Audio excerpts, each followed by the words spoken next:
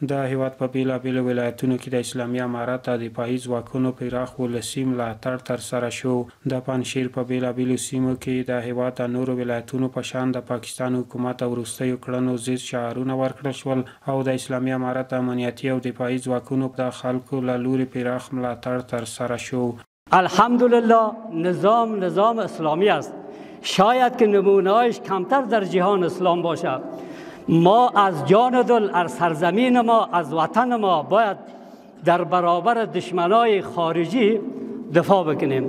در هر حالت ما آماده هر گونه حمایت، هر گونه دفاع و هر گونه فداکاری و ایثار از مالی باشه و جانی باشه ان شاء الله آماده هستیم. ان شاء الله حمایت خود اعلان میکنیم و ما الحمدلله باعث یک جوان و باعث یک باشنده پنجشیر حاضر هستیم تا یک قدر خونم در کنار نیروهای دفاعی امنیتی کشور مستاچم از وجه به خاک ما دفاع کنیم. برادرای ما هستند فعلا در خط هستند. ان شاء الله ما براشون پیام میدیم که ما در پشت شما تا یک قدر خون ما استاد هستیم. شما در پشتتان ملت است، شما در پشتتان مردم است، شما در پشتتان یک افغانستان منسجم استاد است. تا 40 سال امروز ما موفقانه چقدر پیشروی و چقدر مهمات و چقدر چیزایی که غنیمت گرفتیم باعث افتخار است.